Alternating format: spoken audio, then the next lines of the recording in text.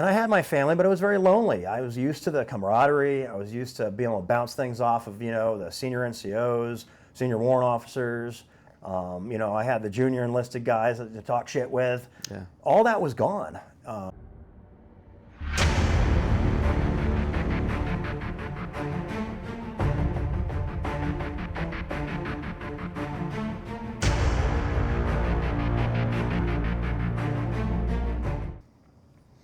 Good afternoon. My name is Blake Furman, and I'm the founder of Veterans Navigation Network, a local nonprofit in Billings, Montana that helps veterans transition from military service to civilian life.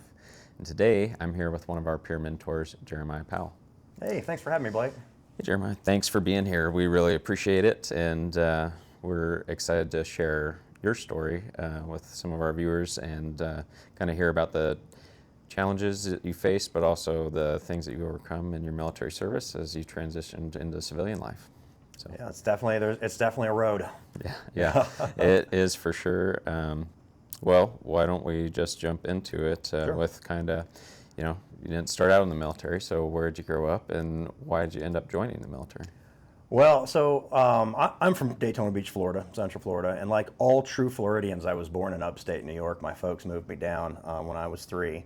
And I had a pretty great childhood, no real issues, a middle class family, happy folks. But I started kind of not doing so well in high school, and I felt like I was heading down a wrong path. Started dropping out a little bit, started making some bad choices, falling in with the wrong crowd. And my dad suggested, hey, why don't you just get a GED and join the Army? I'm like, well, at least it's a direction. At least I'm doing something, and I wanted to do something. And I think going forth and killing the enemies of my country was a great path for a 17-year-old. So at 17 years old, I got my GED and I joined the Army as an 11 Bravo infantryman. That was back in 99. We immediately went out to Fort Lewis, Washington as my first duty station. So, yeah, and what unit were you with when you were 11 Bravo, and then you didn't stay in 11 Bravo, right? No, so I was in the 2nd Infantry Division, and I loved it. Great group of folks.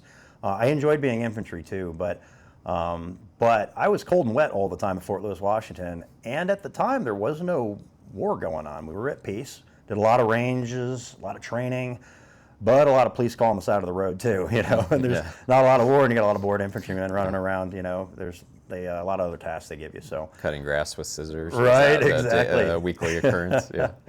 Yeah, and so I was in an ambush training, and we were out there for hours, and it was just drizzling. And I remember the water finally had seeped through everything I had and went down the crack, and I was just like, this is miserable. And I looked up, and several Blackhawks just went overhead, and I'm like, man, how do you get to do that? That's the job I want to do. So I, after 4 years of being 11 Bravo infantry, I reclassed to be a Blackhawk crew chief. So yeah. And Black Hawk crew chief, so I've definitely rode on my fair share of Black Hawks and appreciate the crew chiefs making sure everybody is taken care of on the flight, but also making sure everybody's doing what they need to be doing. What other kind of things do crew chiefs do? Well, it's kind of an interesting MOS. There's really 2 separate jobs with a 15 Tango, and it was 67 Tango at the time when I went through. But you're a helicopter maintainer, so what we primarily do is a mechanic on the aircraft. As an additional job, you act as a crew member. You help with passengers, external cargo, that kind of thing. It's kind of a privilege to be one of the flyers. And so I started out as a mechanic, got into their door gunner program just by volunteering and helping those guys out. They start to like you, and then they can accept you from the maintenance company. And I tried to do that very quickly, and then got accepted as a crew chief. So really enjoyed that. And I went from, I was a E1 when I joined. We made it to E4. And then from E4 as a crew chief, I went to E6. And that was as a staff sergeant there. Spent a lot of time in as a technical inspector in the TI shop, which I didn't love that because it pulled me out of the aircraft and had me down doing maintenance again, which I liked maintenance. I was good at it, but it wasn't really my calling, I don't think. Yeah. So is that what led you to the next transition in the military? Yes, sir. I asked him, I said I wanted to go to the flight instructor course for backseaters, and at the time it was in Pensacola. And I said, that's what really the direction I want to go. And they said, well, that's great, but no. We need maintainers, we need a TI shop. The next unit you're going to, they already said they were looking for TIs, your host. So I'm like, well, then I'm going to put my flight packet in. I'm going to go, if I can't be got working in the back of the helicopter, I might as well move to the front. So while I was deployed in Iraq for one of my deployments, I got my packet together and I got it all submitted, and I got denied. So I was like, well, I tried again. So I got my packet together and I submitted again, and I got denied. And after that, you have to wait another year. But there was a rule: while you're deployed, you can get a third submission within like a 2-month period. So I submitted my third time, and they're like, you got it. It's like, yes! I found out on my way back in Kuwait, on the way back to Germany, and then went to flight school. Yeah, and from there transitioned to a new rank, which is one of the, nobody really knows what a warrant officer does. So I was hoping you could enlighten our audience and talk a little bit about what it was like being a warrant officer. Yeah, well, I'll tell you what, it's a good spot to be in the military. It's the best of both worlds, it really is. So warrant officers are subject matter experts. Essentially, they specialize in a field where you don't really need to be pulled away to take command positions. So you need to be an officer to do the job, but they need you to stay focused on that task. So you'll see veterinarians are warrant officers, band conductors are warrant officers, hovercraft operators are warrant officers. And then in maintenance, they have specific maintenance officers that they need to stay focused on task. 50% of all warrant officers in the Army are pilots. So we make up the majority of them. So when you become a warrant officer, you don't immediately get a commission like a RLO or a real live officer would. Yeah. You get a warrant from Congress as a W-1. After that, when you get promoted to W-2, you become chief warrant officer, and then you get a commission from the president. And then the ranks are very similar. Now the RLOs are in a leadership position above a warrant officer, but we also have field grade positions and stuff, so some of that carries over. Sure. And now that I've said that, warrant officers do often have leadership positions. You will see platoon leaders and things like that. Even I've heard of commanders as warrant officers. Not what I've seen personally, but they're there, yeah. But it's a good spot. Sergeant majors hate us because we're all laid back. I don't want to say we're all hands in the pockets people, because that'll piss off all the other warrant officers. Yeah. No, we're not. Yeah. But a lot of us are. We're a little bit more laid back. Yeah. We want to focus on the flying. We want to focus on the safety. We want to focus on the mission. And some of the 95 or the 670-1 regulations maybe aren't so important that we take near and dear to our hearts as some of our non-commissioned officer friends. But hands out of the pocket, they're around a coffee cup, right? Right, that's I right. think the only time I saw a warrant officer, is coffee cup in hand or hands in pockets. No, I'm just right. And I think I've been out for about 5 years now, and I think a lot's changed since I've been out. So they wear baseball hats. I bought this. I was in Korea a few months ago, and I went to Camp Humphreys. I always wanted to go to Korea and I never got a chance, but I went as a civilian, and I bought this hat, and I'm like, wow, it's crazy you got these camouflage hats. And they're like, no, this is what we wear. Like, guys are wearing this in uniform now, so that was a new thing to me. Yeah. I'm sure they can put hands in their pockets now and have nose rings and ponytails, who knows? Yeah. Who knows? Everything changes so quick. Yeah, it really does. Even like the unit that I served in, at the time, there was no women allowed in the unit, and now since I've been out since 2013, now there are, and it's just interesting how rapidly the military has changed. I think even more so in the last 5 or 10 years. Yeah. But, I was always curious about how that was going to work, and then when it happened, I realized there are some tough ass women. There are, yeah, for sure. Wow. Yeah, I think it's we had served with them in different capacities, like as cultural support team members, and I mean they really did stick with everybody else and do a very similar job. They just weren't in those infantry positions, and now they are. And now they are. Yeah. From what I can tell, they're kicking butt and taking names. Yeah. So, you mentioned a deployment to Iraq. You mentioned earlier when we talked Germany, Honduras. Can you talk a little bit about, because it wasn't just you in the military, you also had a family while you served. Sure, and so can you talk about maybe a little bit of the impact on them while you're deployed? Oh man, it's tough. It's very cliche to say, well, the spouses are, really the ones who do all the work, but it's incredible what they have to go through. And you only really know that if you were a spouse, if you had a husband deploy or a wife deploy. When I was deployed, life is simple, All the weird stuff goes away in life, and you just have the mission, your guys, hot chow, building your fighting position up, whatever that is. Life's actually pretty easy, and a lot of us, we join because that's what we like to do. We like to serve and we like that environment. The families didn't sign up for all that.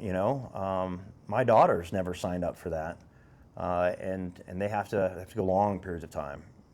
And you can say that on a show, you can say that in a conversation, but you can't really understand that until you felt it. And so I understand the depth that my wife had to go through, and all the deployments that we've done. Yeah. Now, like when I'll leave for a week in my civilian job or a couple days here and there, it feels like a long time, but her and I have done 9 months, 6 months, 1 year deployments,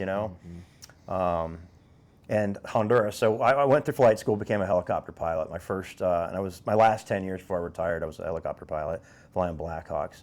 My first duty station was Honduras, and that's specifically a counter-narcotics mission. That's what they do, stopping drugs coming from Colombia into the United States.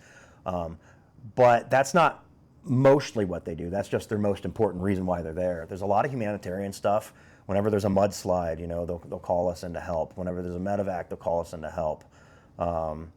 We were doing one program where we take doctors and nurses out to the field, dentists, and give immunizations out there. But it's a no family deployment. It's a hardship deployment, and so your family would have to stay, and that's a year-long tour at least.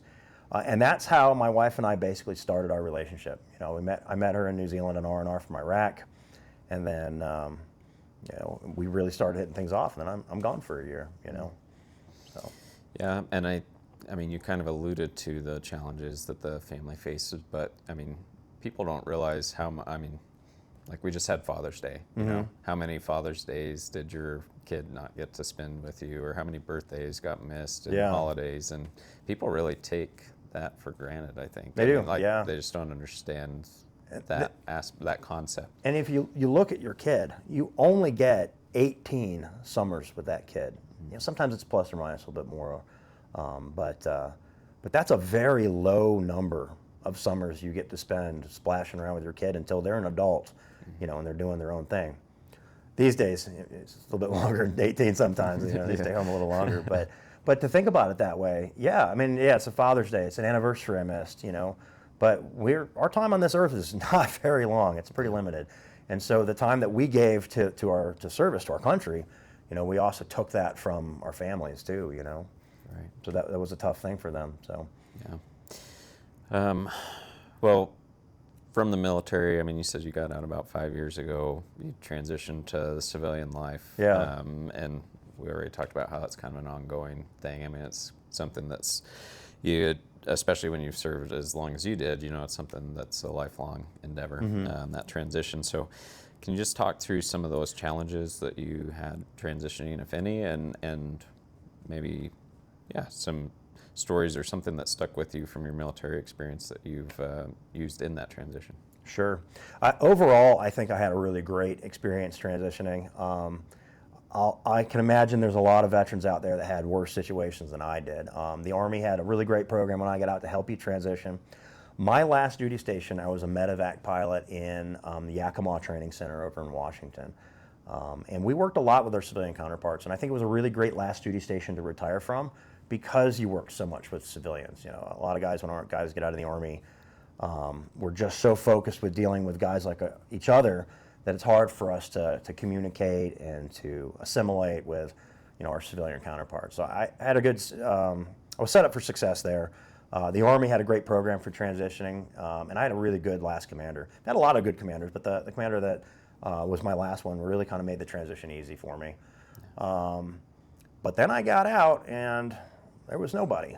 I went from, I actually just drove cross country to the other side to New Jersey and did a flight school, and I started flying fixed wing. I went to the airlines. We stayed in an Airbnb for 5 months, which was weird, outside of Trenton, New Jersey, which is also weird. If anyone's from Trenton, if you've ever been there, everyone will get it. And I had my family, but it was very lonely. I was used to the camaraderie. I was used to being able to bounce things off of, the senior NCOs, senior warrant officers.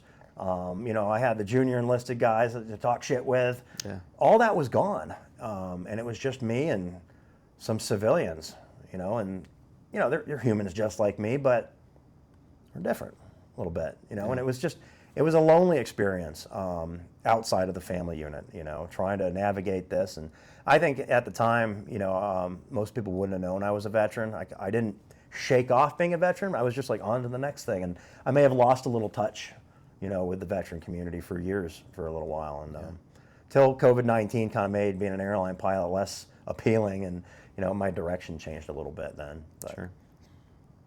So really part of the challenge of getting out was, you talked about the guys to your left and your right and the people that you talk shit with or whatever, it's those people that went through, whatever you were going through, they went through it with you together, whether it was dragging your face through the mud or, who knows what else. So I think that's one thing that we really try to do with VNN. We have the Vet Connect events, whether it's a barbecue or something like that, and try to get people connected with each other, just around that same community, people that experienced what you experienced, maybe not the exact same, Navy guy might not, or maybe Air Force guy might not have drug his face through the mud, but he at least went through pillows basic at some training. point, maybe. They might have had to sleep on an Army's hard pillow at one point, but just getting together. I think that's a message and an initiative that we've really tried to do as a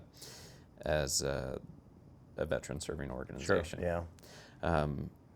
So that challenge, or that transition, you got out and you ended up getting kind of connected to the military community again through where you work at. Sure. Yeah. Well, so when I lost my job essentially as an airline pilot and decided not to go back, I was floundering for a while. I had a real strong family support, but I didn't really make a lot of friends, and I don't know. I don't preach a lot of stuff about PTSD, but sometimes veterans, when they get out, it's tough to make friends with people that don't understand them. And I didn't. My best friend was my wife, and my daughter was with me at the time, and well, she still is. I don't know why I said at the time, but and that was my circle of friends, and I really just didn't make any friends. I didn't know any other veterans, and I floundered for quite a while, and it was just like this is our little community. But I got a call from someone in Billings, Montana, at Billings Flying Service, and they said, "Hey, have you ever heard of Billings, Montana?" And I was like, "Oh man, I'm sure I've driven through there at some point on a road trip." Because I had an Uber Brew T-shirt from like 2000, I don't know, 13 or something in an old drawer. So they're like, "Hey, why don't you fly up, take a look?" And they asked me to be the director of safety for Billings Flying Service. And as a Black Hawk pilot, you also have to have an additional job. So you're either an instructor pilot, you're going to be which is a standardization pilot, a safety pilot, tactical operations pilot, or a maintenance pilot. And I was always fascinated with safety. I always saw it as like a problem-solving type career. I never thought I'd do it forever, but I really wanted to do that, so I did that in the Army. And when I got out, director of safety in aviation is exactly what the same job we were doing there. So I came up, I took a look at Billings, and met the people up there, took a look at the facilities, and I was like, I fell in love immediately. I was like, absolutely, I didn't move up right away. We commuted back and forth from, we were in Charlotte, North Carolina at the time. So I was doing 14 days here, 14 days at home. And I was like, man, I just got out of the military. I haven't spent time with my family. I'm always gone. And I was an airline pilot, and I was away in a hotel room 19 nights a month. And now I'm gone 2 weeks a month. I'm like, I can't do this. We're moving to Billings. Let's do it. And so we packed up everything, and we moved here to Billings. And Billings Flying Service, we actually have a lot of veterans. We operate Black Hawks and Chinooks. A lot of our pool of pilots, not all of them, but a lot of our pool of pilots and mechanics come from the military. So I started getting connected with some of those guys. And then I found a gym. There's a veterans gym here in Billings called APC, Adaptive Performance Center. Great folks over there. And I was like, well, it's a veterans gym. So I went in there, and it's relatively affordable. It's not relatively affordable. It's very, very inexpensive for veterans to go in there. And man, they just welcomed me at home. And I was around other veterans, which was really different for me. They were using F-bombs. I had forgotten about F-bombs. I hadn't said the F word in, like, I don't know, 2 years I probably hadn't, I was, always trying to be, professional and stuff. And I got in there, and there were guys from the Navy, guys from the Marines, and I was like, yeah, let's do this, man. I'm a veteran again. It felt really good. I felt energized a little bit, being around some of the, guys who had served in the past. It just felt great. And so that's really when it changed for me, that I kind of remembered my roots that I was maybe like drifting away from. And I started getting more involved, with the veteran community. I was recommending people to go in and hit the gym, and then programs like VNN, just really jumped out as something I really wanted to be a part of. Yeah. Yeah, and Adaptive Performance Center, they are great, definitely great partners in the community. And, even if if finance is a barrier, they actually do have a program where you can still go to the gym if you're a veteran. And so it really is a great program, a great community of fellow veterans. But yeah, if anybody's ever interested in connecting to an organization like APC, getting involved in the military community, definitely reach out to VNN and we can make those introductions and actually get you introduced to people like Karen and Mitch who own Adaptive Performance Center. So good folks. Yeah, very good. So you mentioned wanting to get involved with VNN. So why? What kind of inspired you to do that? Well, so I guess those of us who serve, and not just the military, but like, first responders, guys that are just called to help, people that are just have a volunteer spirit. Some people are just born to serve. That's just what their calling is.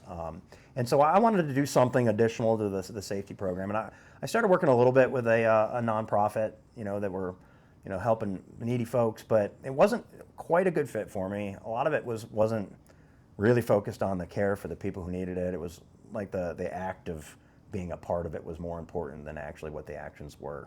You know what I mean? So I started looking elsewhere, and I ran into a booth that Mike McManus was sitting at, handing out pens and stickers, and said veterans on it. And I was like, all right, let's go see what these guys are about. And he talked to me about a program, about like a mentorship program, and then what they do in the community. I'm like, that sounds perfect. I really don't think I'm interested in mentoring. I don't know if I'd be good at it. I mean, I'm a dad. I've done enough mentoring in my lifetime. So I was like, I'll love to help. Let me set up chairs, maybe I'll knock on doors. I'll be the muscle part of it. And Mike's like, great, fill out this form. And just in case, fill out the mentorship one anyway. We just have everybody do it. And very soon after that, he's like, I got a mentee for you. Let's do it.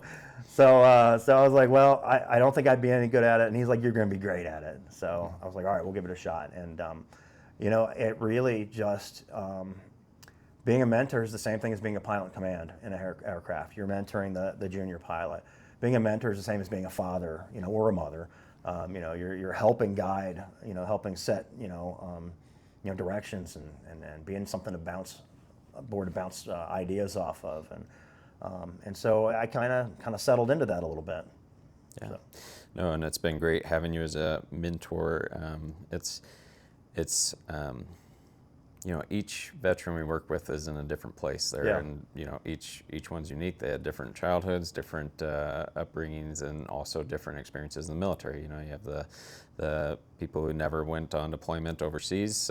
You've got the people who had 6 deployments overseas, and everything in between. Combat veterans, non-combat veterans, and just a wide range of experiences. And so we really work to kind of make those matches based on the experiences that both have had, if there's similarities. And then sometimes people just need that accountability and, or like you said, somebody to bounce the ideas off of. So somebody wants to start their own business, they can connect, and we can get them connected to a entrepreneurship program, but we also can have that peer mentor kind of keeping them accountable, making sure that they are doing the things they need to do to get that business started, or to get housing, or to get employment, or whatever it is. So I definitely appreciate you participating in that program. Honestly, it's an honor. It's a privilege to be able to do it, and it's a humbling experience. I think sometimes that the mentees mentor me at some point. No, I'm just kidding. My wife told me to say that. Yeah. But I mean, it's a great everybody's experience. got something to offer, you know? And I learn stuff, from the other guys that I'm talking about. I'm in a mentorship position, but I can learn things because we have new veterans with new problems, that I never faced or never had to experience. So it's interesting having to be creative with, with the new issues, with new solutions. Yeah. Yeah, very true. And, there's other ways for people to get involved with VNN. So we have the Peer Mentor program. We do resource navigation, just connecting vets. Like you were, I mean, it's really that kind of word of mouth. Like Yeah. you went to APC and now you recommend APC. It's that same concept. We don't really refer people to programs that we haven't vetted or tried ourselves even. All of our staff members currently are veterans themselves and have had that transition out of the military. Different backgrounds, like Mike McManus, you mentioned, retired after 20 years in the Air Force. He had to get used to, regular civilian food and didn't have the high and mighty Air Force chow. No. And then myself and we have two Mikes that work with us. We're both Army veterans, and so just a wide range of experiences there. But then we get into our mentor pool, and we have just about every service except for Space Force represented in that mentor pool. So eventually we'll get a Space Force guy in there or gal, and but really. Aside from that, there's also, funding to do what we do. We have a pretty good foothold in Billings and Yellowstone County in Montana, but there's veterans outside of that line on the map that need assistance as well, and so and need somebody to advocate for them, which is the other piece of the work that we do. And so, Billings Flying Service actually sponsored us for Yellowstone Valley Gives this year. That's right. Made a very good, very sizable donation, and we're definitely incredibly appreciative of that. But I guess for an organization like that, you're a veteran, obviously, but why do you think an organization like that would make a donation, or what gets them involved in the community like they are? Yeah, well, that specifically is a Blaine thing. If anyone's ever met the Blaines, the owners of the company, Al Blaine and his son Bridger, who's running as president right now, they are the most generous family. They are one of few companies. I know everybody says they're the company that cares about people, but they actually truly do, and they put their money where their mouth is.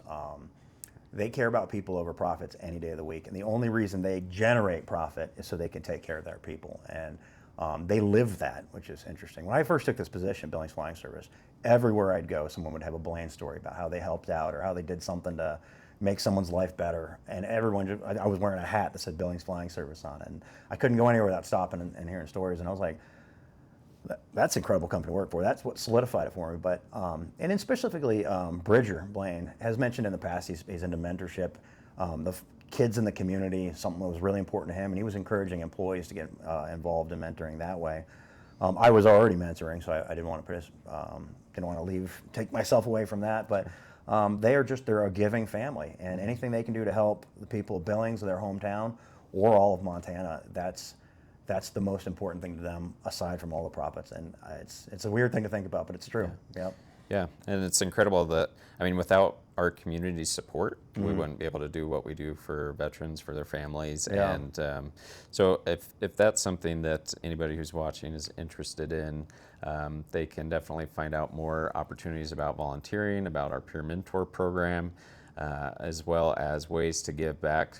Maybe peer mentorship isn't right for you, maybe, but maybe you have the ability or the capacity to give financially, and you're able to do that at our website, veteransnavigation.org, able to support the work that we do, the work that Jeremiah is doing, and just continue to spread this cause, this endeavor, not just in Yellowstone County, but statewide and eventually nationwide, because there are veterans that just came from a conference that had representatives of all 50 states, of all the territories, and there's veterans in need across our country, veterans who just need that somebody to be there, somebody to talk shit with, or there's obviously people in much worse situations that need something more, a hand up, not a hand out. And so that's what we're about, is veterans helping veterans, and making sure that we don't just survive post-service, but actually thrive. So I just want to thank you again, Jeremiah, for being on the show today. Do you have any closing thoughts, a funny story or anything to share with the audience before we leave? Well, I think most importantly, if you're a veteran out there and you're floundering in the wind, you're feeling like you don't have anybody to your left and right, reach out and talk to somebody. There's guys like us out here that are really trying to find people like that. Call somebody, and let us know. We're here. We are good people doing good things for good people. And if you're one of those good people, come on in. If you're not, we'll help you get there too. Yeah. So, No, that's a great way yeah. to leave it. I really appreciate you being on today. Cool. Thanks for having me, Blake. I appreciate it. Yeah. And thanks to all of you for watching.